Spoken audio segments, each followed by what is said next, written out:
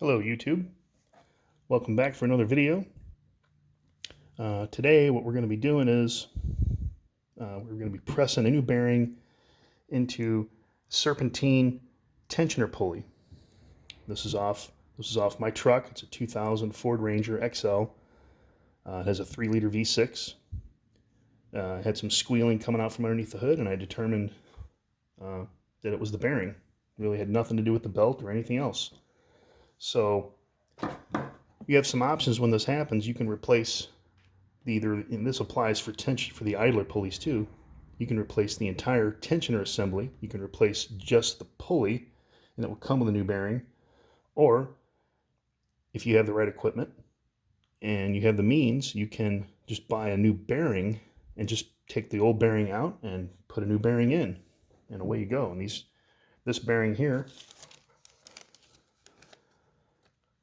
$10.86. The pulley, I believe these are about $20 or $25, and in some cases the whole tensioner assembly can run you $60 to $80. So do the math. Definitely very cost effective to just replace the bearing. 99% of the time, if you have a pulley like this that's making noise, this is the only problem. It's just typically just the bearing. We're not going to go into how to troubleshoot this. That's beyond the scope of this video. More than likely, if you've gotten yourself to this point and you know how to replace the bearing in a pulley like this, you don't need anybody to teach you how to troubleshoot that. Okay, now there's also more than one technique to do this. You can use a hammer and a seal driver or a bearing driver. These are step plate adapters for a puller set. This happens to be for a proto. We're going to be using a combination of these. I'm going to use the old bearing to set on top to help get a nice press, because what you don't want to do is you don't want to put too much pressure on the inside of this race. That can damage the bearing. You want to push this really from the outside race, keep it nice and even, and push it down in there slow. You could use a arbor press or stationary press. You could use a hammer and like I said, a hammer and a driver, or one of these. There's more than one way to do this. In this case, we're using a bearing splitter for our base. That's what this pulley is going to rest on. And then this cross arm will go in here. The forcing screw will then push the bearing in and press it in place. So let me go ahead and assemble this. I've also taken the liberty. You can choose to do this if you want or not. Doesn't really matter. Whoa, jumped out of there. I put a little anti-seize on the outside of the bearing. That's going to help the bearing go in there nice and easy. And there's another way you can do this. You could put the pulley in an oven or just heat it up. Not too hot, but you heat it up. And then put the bearing in a freezer. And more than likely, these are usually interference fits. With this one being cold, it's going to shrink it. This being hot, it's going to expand it. Likely that bearing will fall right down on in there. And then you just let everything equalize back to room temperature, and it will be held securely in place. That's another technique you could use. Any of the above will work just fine. So let me get this put on here. That's going to go on next. Let's go ahead and get this set up. And if you're using one of these, you want the plane of this bearing splitter, or whatever you're pressing off of or from, to be parallel with your cross arm. There's two-way cross arms. There's three-way cross arms. This is just a two-way. So what you want to do is, let's take this out of here. What you're trying to do is you're looking at it from the side, like this. You can see this side's still too tall, so we really need to loosen this side a little bit.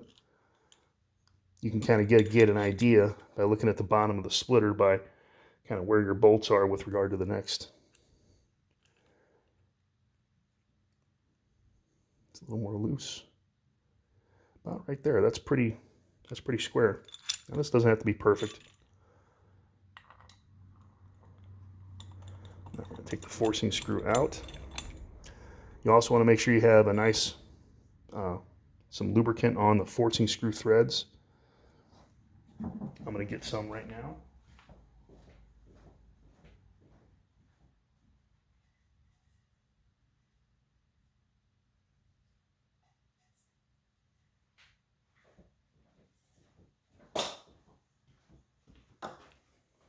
This is something from Crown.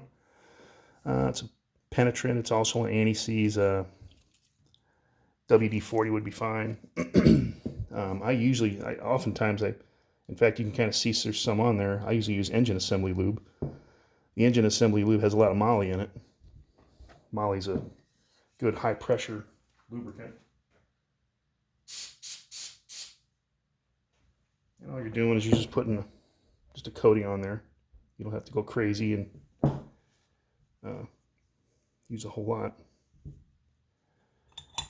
And of course, with the step plate adapter, you want the taper out, because that taper, that's what's going to fit here. That taper on the nose piece, these are usually replaceable. You can put different nose pieces in these forcing screws. That'll go in there, and that'll keep everything nice and square while you're turning the forcing screw and pressing that in place. So the step plate adapter is going to go in there. You're going to look down through the forcing screw hole and make sure everything is lined up.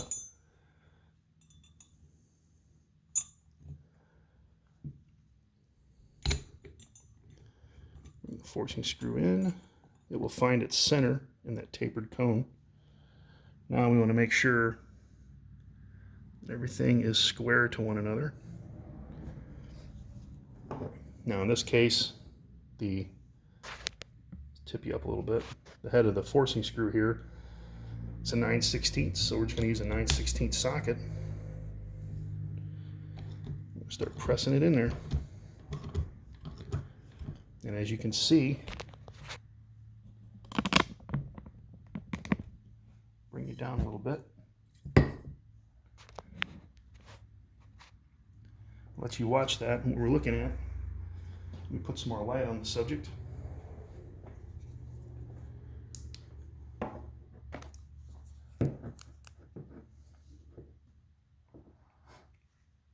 What we're looking for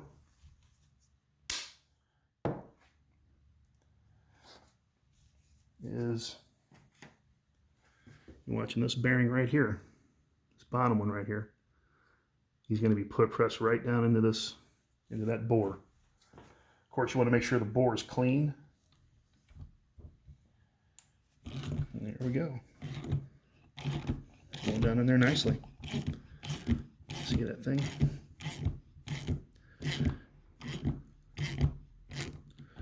Now we're going to stop. See how we're doing. The other thing I don't want to do, because I'm using the old bearing, you don't want him to get lodged in there. So we're going to stop for a second. Back this stuff off. Yep, that felt really good. And let's see how far. See? We're almost there. There's just a little bit of a gap between the bottom part of this hub and the bore and the bearing. So we're going to go a little bit more. And we'll just keep using that bearing. There's only maybe a 64th of an inch or 32nd to go.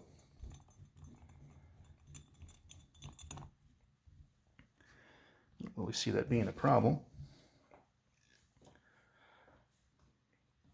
Okay, here we go. And you'll feel it stop right there. No need to force it. As soon as you feel the threads tighten, the operation is complete. We can take this all back apart.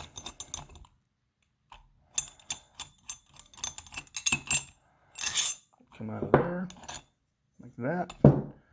Step plate adapter goes out. And yep, we did get the bearing in there stuck a little bit, but that's okay. We can pry that out.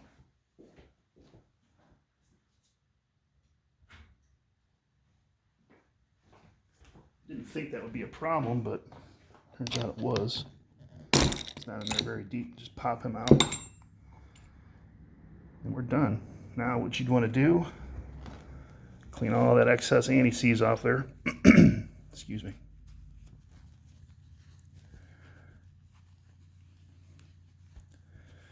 Take a look at the other side.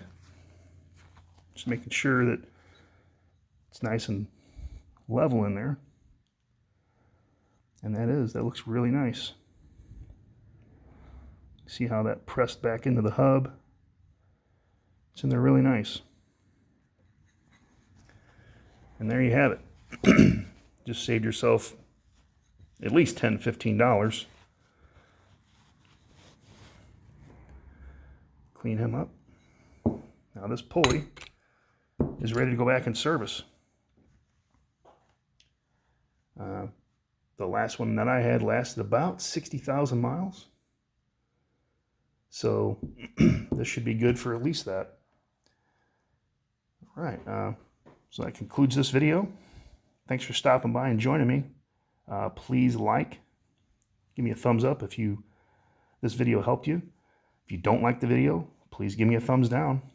And definitely leave comments if you can. If you like this content, let me know you do, and I can make more videos like this. Or if you have a better idea of some other videos, leave me a comment and I'll do the best I can. Thank you very much. See you next time.